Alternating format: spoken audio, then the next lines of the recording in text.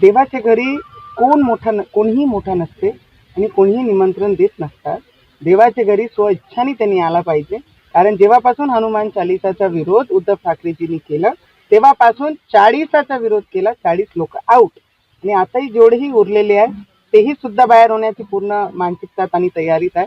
मला वाटतं त्यांनी लवकर हनुमान चालिसाचं पठण घरी ठेवला पाहिजे आणि इथे येऊन हनुमानजीचे दर्शन घेतले पाहिजे. पण दुसरीकडे संजय राऊतांनी असं म्हटलेलं आहे की अजित पवारांची राष्ट्रवादी असेल किंवा एकनाथ शिंदेची शिवसेना या दोन्ही पक्षामधील 25 ते 30 आमदार जे आहेत ते भाजपात विलीन होईल. कोणते पक्षाचे? एकनाथ शिंदेच्या शिवसेनेचे आणि अजित पवारांच्या राष्ट्रवादीचे आमदार भाजपात विलीन होईल. मला असं वाटतं जे सकाळी उठून 9 वाजता पोपटसारखे बोलतात ते सगळे महायुतीचे घटक आहे आमचे. आणि कोणतीही भारतीय जनता पार्टी या आपले स्वतःच्या घरामध्ये कोणताही फूट टाकणार नाही एवढा विश्वास मला आहे.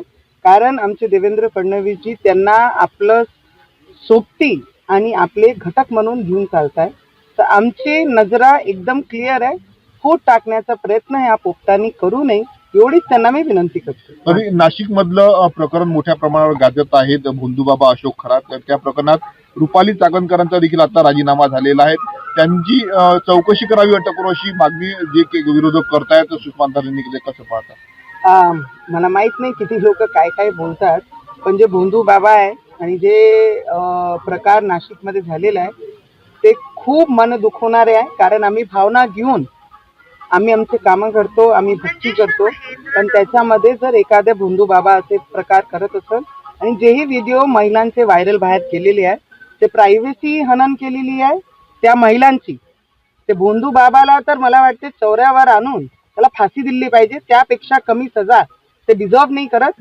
सरळ चौरायावर आणून एक रेपिस्टला कशी आम्ही मांग करतो सोमोटोमध्ये आणून त्याची अशी परिस्थिती केली पाहिजे की येणाऱ्या काळामध्ये असे मुकुटे लावून जे स्वतःला स्वघोषित जे महाराज असतात त्यांना सगळ्यांना कळलं पाहिजे. आणि आमची भावना महिलांची या देशामध्ये आणि या राज्यामध्ये ज्यांनी दुखवलेली आहे त्यांना सजा 100% झाली पाहिजे. राज्यसभेच्या निवडणुकीत तुमची स्टेटस आहे ती नाराजी दर्शवणारी होती, नेमकी नाराजी कोणावर होती? मला असं वाटतं की तुम्ही माझे स्टेटस जे मी पर्सनल माझे स्टेटस टाकते ते तुम्ही बातम्यांमध्ये घेता. कधी कधी नाराजगी जे असतात जरुरी नाही आहे की ते स्टेटसवर टाकूनच नाराजगी असते. काही गोष्टी आपल्या मनाला शांती देणारी असतात आणि त्या प्रकारे स्टेटस असतात माझे. तुम्ही त्यामुळे म्हटलं की ज्यांच्यावर आपण पूर्ण मनापासून विश्वास ठेवतो त्यांच्याचकडून विश्वासघात होतोय. राणांचा राजकारणात विश्वासघात झालाय का? जीवनात फक्त राजकारण हा सब्जेक्ट नाही आहे. जीवनात इतरही सब्जेक्ट खूप असतात आणि त्या लागूनही खूप सारे विषय असतात. नुसतं राजकारण हे काही माझा पिंड नाही आहे. दुसरे क्षेत्र असतात, दुसरे रिलेशन्स असतात, दुसरी काही गोष्टी बरीचशी गोष्टी असतात. पण जे तुम्ही टाकताय मला वाटतं काही काही गोष्टी पर्सनली असतात. त्याला प्रेझेंट ॲज अ पॉलिटिकल करू नका एवढीच विनंती आहे. आता